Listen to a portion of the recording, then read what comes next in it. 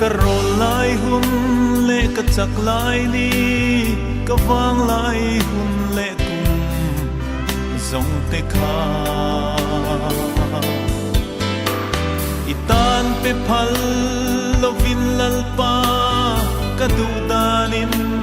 ka mangral thi ka chak na thrui le thei na chuangin nang kamamo ngai lo che a ma se ka wang lai hun na lo liama chak na tlem te chau ka nei ta ka dam chung kum te a lo tam min lalpa ka lo ma mo che o lo nai ro lalpa nang ka ngai che ka thang am thei lo kho ve la hian chol na dai lim le muan na ka pu zo lo min na su la ine ka ron pan che ka dam lai ni te kin hun nin ram mo ya min shuai ro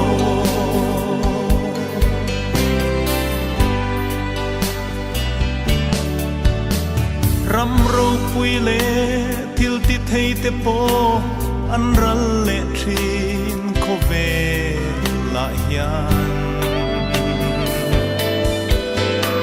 mi ro pui le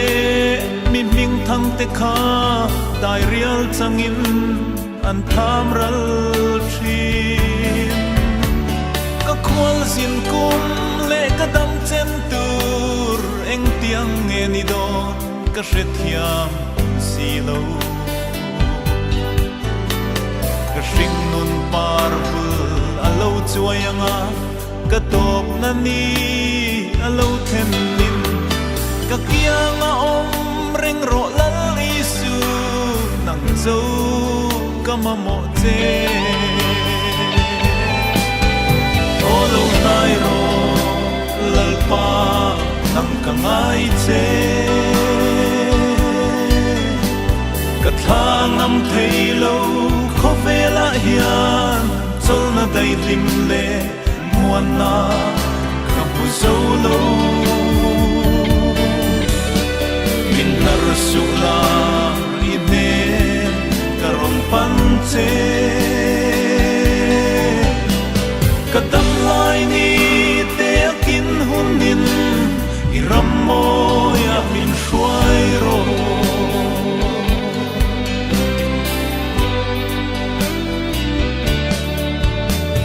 i chun le zua le i thian du ten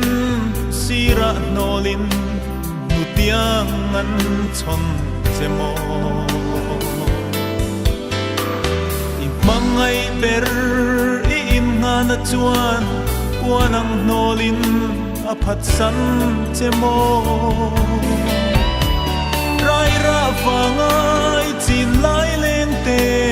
mu sit le diria i tuar thinem maria kadam chun nun kho har mangin mangai tu reng itong lo em ni eng lai po nang ma thi reng tu i suan mangai che o lo nai ro lalpa nang ka ngai che ka thang am thei lo kho ve la hian chol na dai lim le muan na ka pu zo lo min na su la ine karon pan che ka dam lai ni te kin hun nin i ram mo ya min shuai ro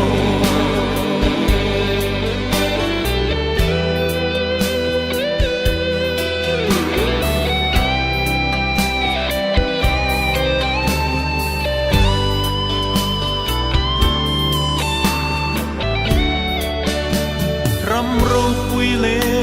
thil ti thei te po an ral le thin kho ve la hian mi ro pui le mi ning thang te kha dai rial changin an tham ral thin ka khwal sin kum le ka dam chem tur eng tiang nge ni don ka hre thiam si lo ka hring nun par bul a lo chuai anga ka top na ni a lo them nin ka kianga om reng ro lal isu nang zo ka ma mo che o lo nai ro lal pa nang ka ngai che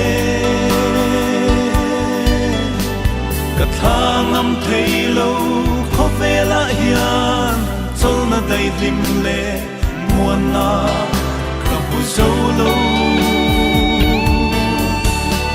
min dar su la i ne ka ron pan che